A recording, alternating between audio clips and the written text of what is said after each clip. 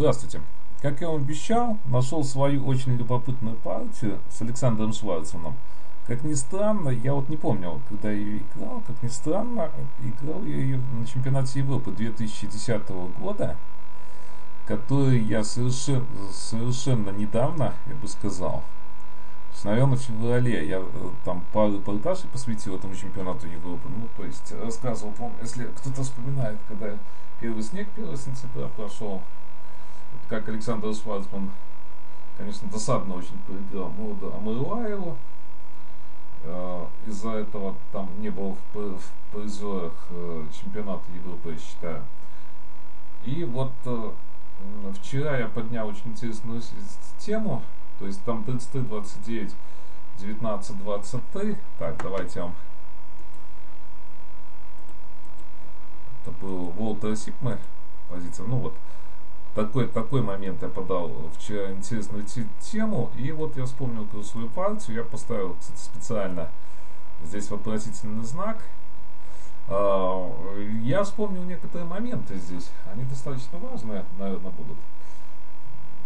Тогда в 2010 году, я помню, был именно перед чемпионатом Европы очень сильный турнир в Голландии. То есть он такой гроссмейстерский был. Я помню, что вот Андрей Толчиков ездил на него, но и он перелетал вместе с голландцами потом вот на чемпионат Европы.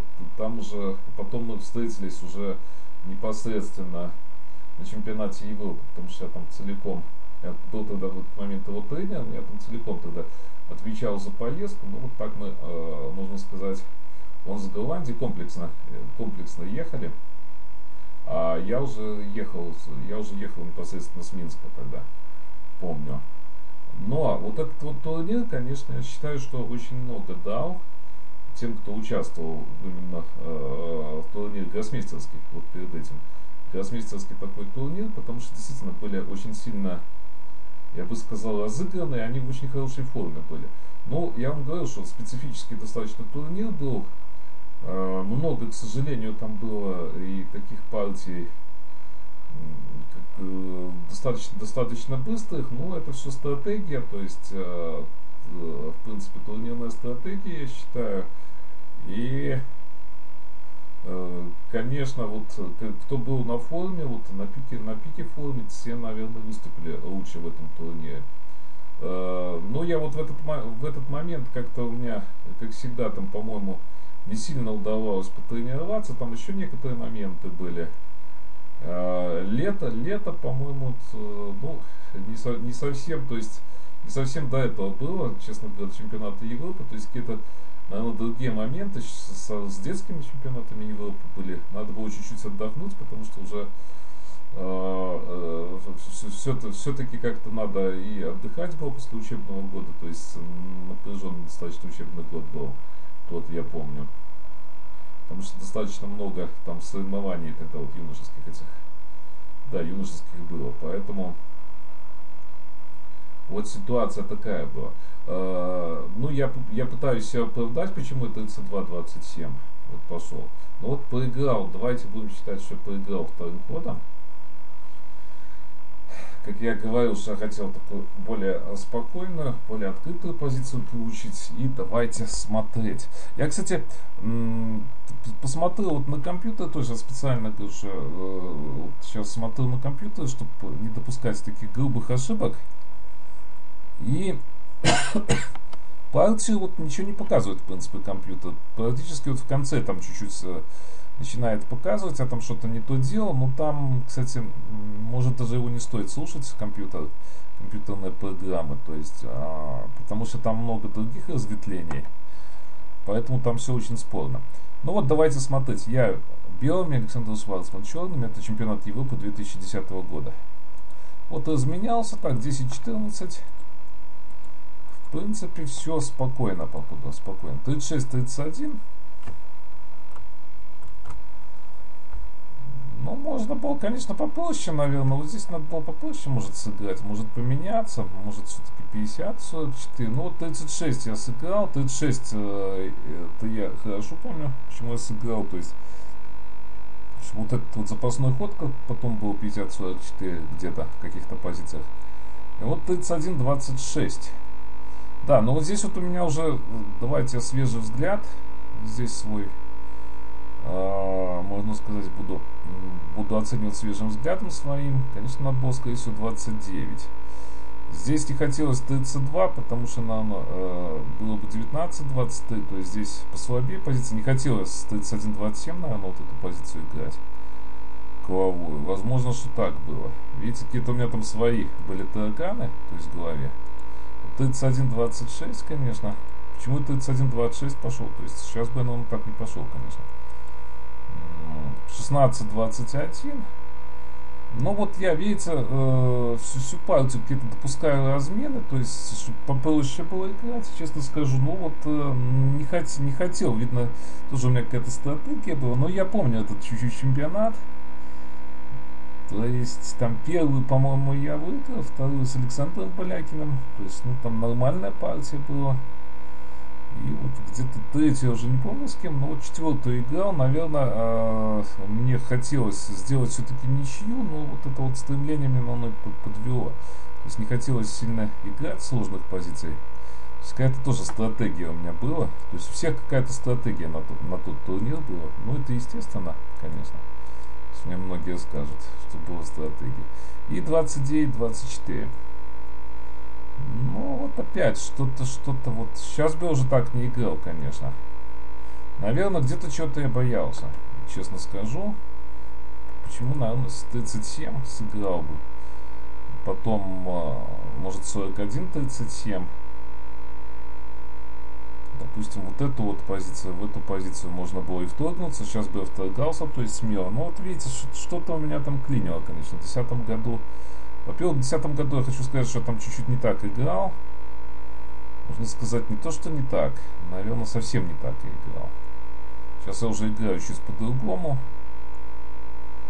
И вот да, мне кое-какие ходы, конечно, непонятны. Я не узнаю себя сейчас. Но, в принципе, тогда я себя узнавал. То есть, у меня тут не раздвоение личности, тогда я себя узнавал. То есть, чуть-чуть у меня стиль просто поменялся.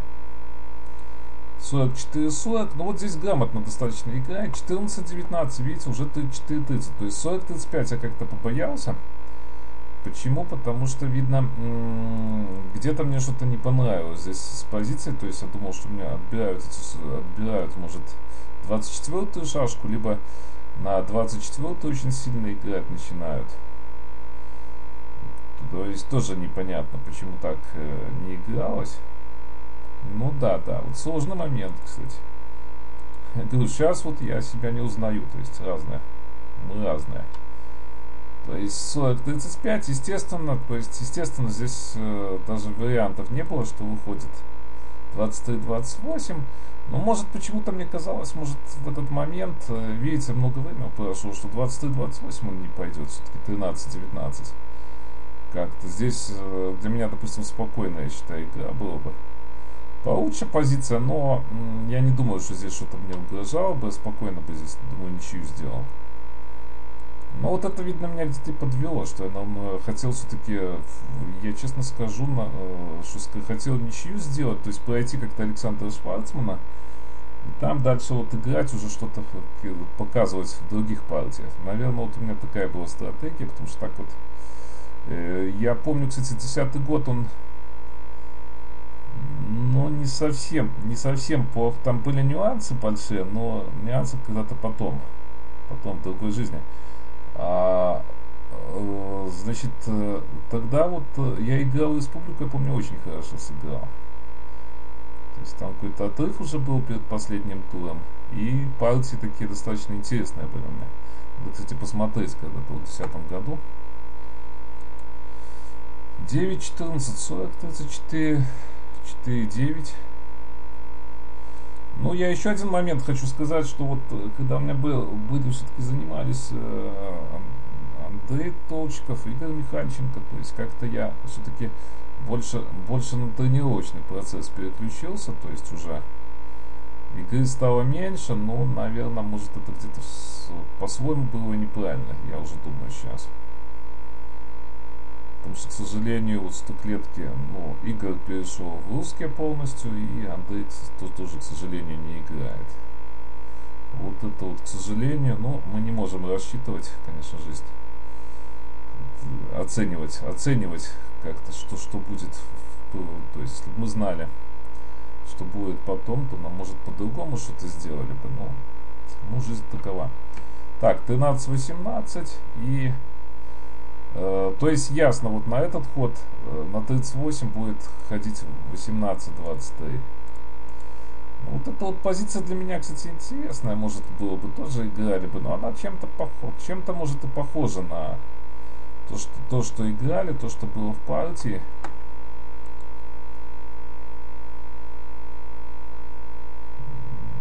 Ну да, может надо будет этот вариант применять. Но вот видите, сейчас посмотрела так. Что я тогда думал, тоже мне сложно сказать. На 16, но наиболее равно. Так, 18-23 тоже на 19 пошли. Ну, то есть наиболее так логично. Сюда ходят и 24-19.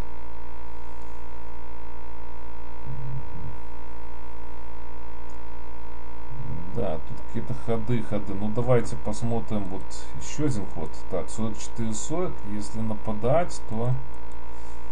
Получается на 19. Ну, тоже можно было, да, вот этот ход. Я сейчас вот понимаю, что я много, наверное, упустил. В этой партии, конечно. Да, так грозит вот этот вот ход, в принципе. Там какие-то размены, наверное, будут. Интересная позиция была бы здесь. Да, как-то я, наверное, много чего упустил. Что-то вот чисто, может, даже психологически.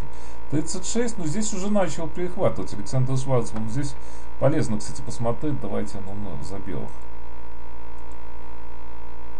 Ой, за черных я извиняюсь. Ну, уже, видите, начал перехватывать. Это, конечно, позиция сложновато играть. Пассивная уже позиция. И она вот тут вот даже, я сейчас вот смотрю, конечно, ну никак она не выравнивается нигде. То есть надо будет целую партию, всю партию тут уже отбиваться. 48 где-то хотел, наверное, какие-то моменты поменяться, но 11-17 надо, дабы вот на 38-32 сразу перехватить 17 и так далее. То есть 31.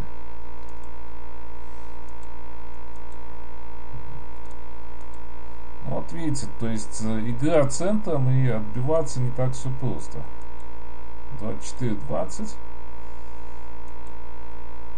14 уже грозит, то есть надо что-то делать. 38-32. Ну вот почему-то, наверное, я думал, что эту позицию досчитаю, но вот что-то у меня там не получилось где-то. 12-18. Да, я уже вот эту позицию чуть-чуть помню. Здесь какие-то у меня уже трудности. Начались трудности. То есть грозит надо идти сюда и 8-13. То есть уже и с этим ходом надо считаться. Понятно, что 37-31, наверное, без вариантов. Хотя там варианты тут как раз были. Да, и вот попало, наверное, в эту позицию. Может где-то здесь вот, где-то, да. Я помню, где-то издали вот просчитался. В чем-то я здесь очень сильно просчитался. У меня еще привычка такая была, то есть сейчас я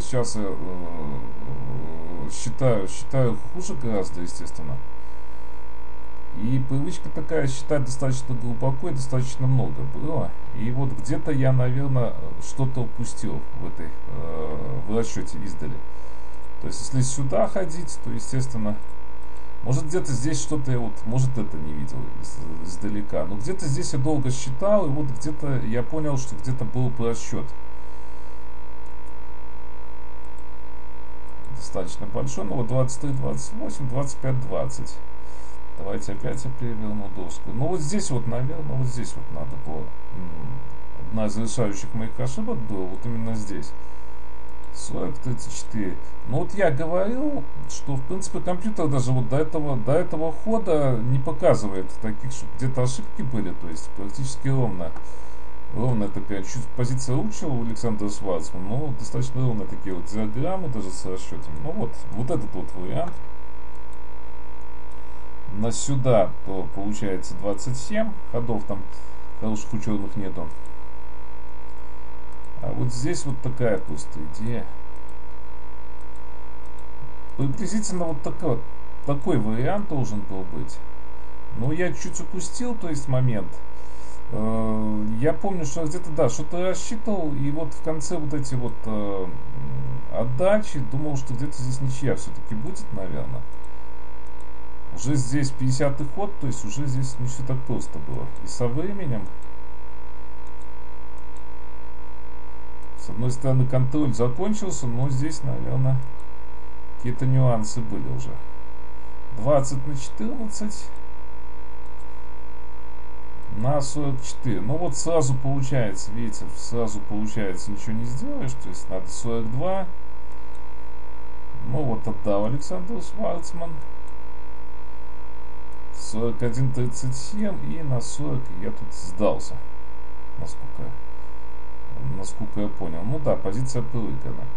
Ну вот такая, видите, вроде бы незаметный такой, достаточно незаметный выигрыш. Ну вот потихонечку он меня додавил, я считаю. То есть позиционно здесь он меня додавил, и в конце вот это вот здесь вот где-то были закономерные ошибки, а вот это вот я, наверное, думаю, даже может еще и под цейтнот было. Хотя в цейтнот это сильно, как я уже говорил, я никогда не залезал, но я вот не знаю по поводу этой партии, потому что здесь где-то я говорю, вот я помню, очень хорошо помню, что я очень долго считал, и что-то высчитать я тут как раз то и не смог. Но всегда сложнее, я вам хочу сказать, всегда сложнее, то есть не уступайте инициативу, всегда сложнее, конечно, отбиваться. И я уже, честно говоря, раньше очень много партий вот на эту тему проигрывал, то есть начинал что-то рассчитывать, то есть какие-то супер варианты.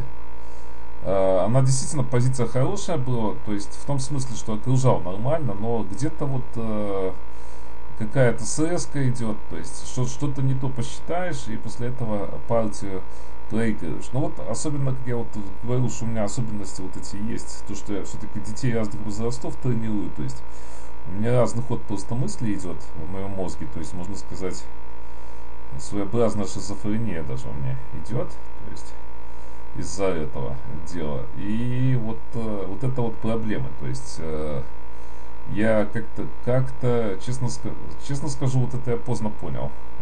Для себя это поздно понял. Ну, с одной стороны, если бы я, то есть я где-то что-то понимал, но как это устранить?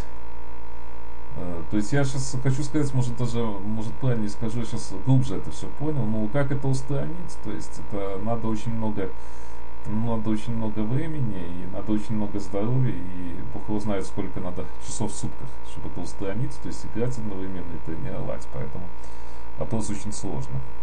Итак, до новых встреч!